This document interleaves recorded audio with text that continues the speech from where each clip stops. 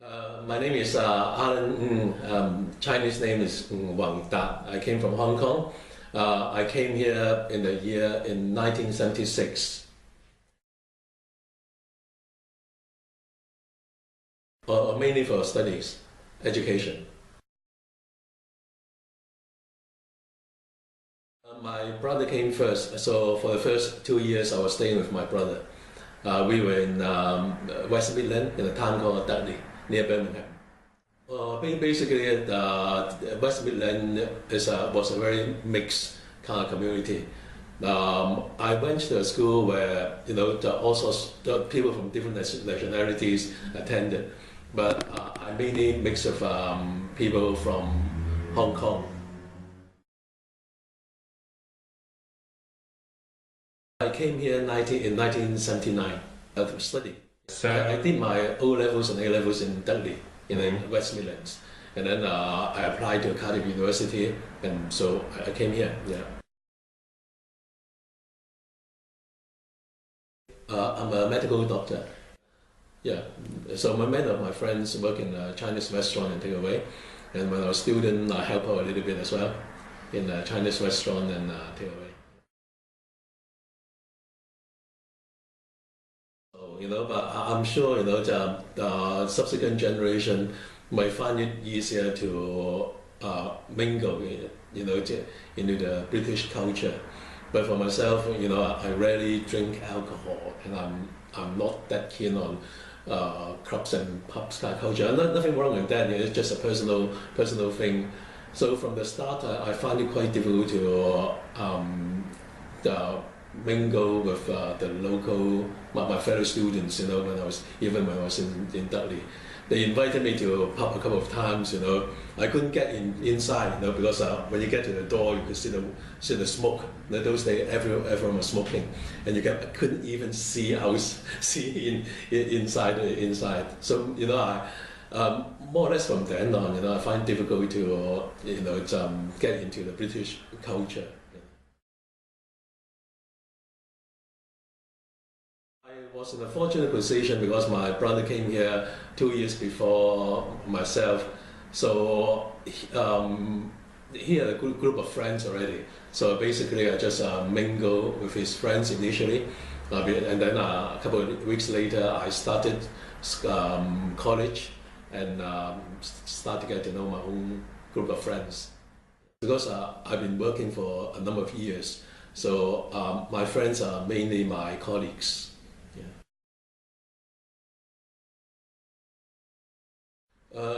Wales people, I'm talking about 1979. The Wales people, they're still very friendly, but they were exceptionally friendly and nice, 30, 40 years ago. It's very mild kind of characters. So that there was no problem, as far as racial or other things are concerned.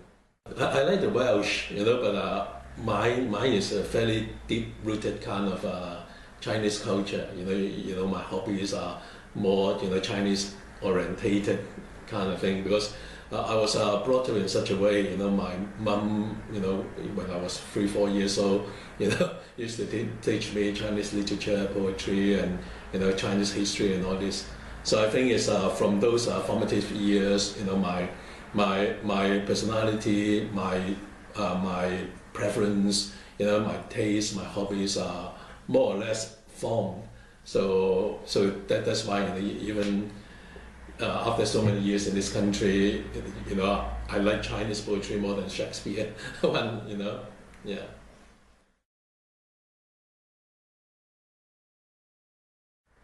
Yes, I take part in voting. Yes. Yeah. And then, but apart from that, I don't think there's anything else. Most of my time I spend with the Chinese community and the Chinese church. Mm-hmm.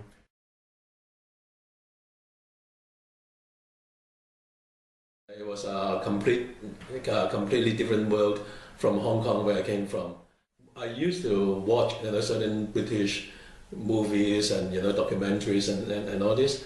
I was expecting everything like all the accommodation, everything like more like a castle, that kind of standard. So it was a shock to me, that ordinary people do live in ordinary kind of dwellings. Whenever I go back to Hong Kong quite often to see my family, but whenever I go back to Hong Kong, it's more for a kind of holiday, in a holiday mode.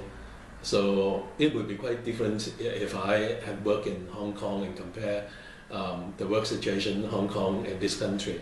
I believe that there's a better work-life balance, working in the UK than Hong Kong, but I don't have any first-hand experience to confirm that.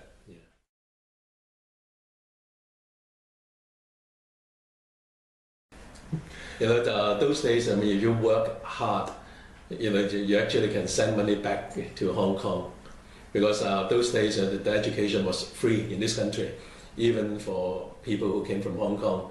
So you got free tuition, free no school fees, and they will give you money for sustenance. Mm. I go to the Cardiff Chinese Christian Church. Been there for a good 30-odd years. So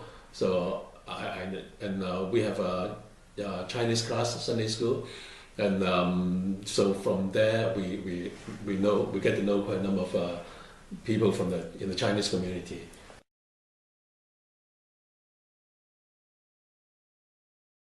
Come to a Chinese school, I have to confess that we're not highly qualified teachers, but we do try our best. So learn Chinese language and learn Chinese culture and history at the same time.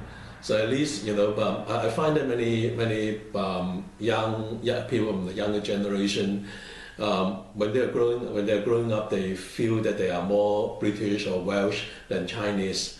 But when they reach a certain age, then they start questioning themselves. They have a kind of identity crisis, and then they will look for their root kind of thing. I don't know how. What's the mechanism? Where's biological or genetic or whatever. When they reach a certain age, then they become more inclined, to learn the Chinese culture. I know that Chinese school is hard going for many people, and quite a few of them would give up. But I would encourage them. That's the starting point. Of course, if you speak Chinese at home, if you have a Chinese television channel, then you'll be more rooted in the Chinese way of thinking and culture.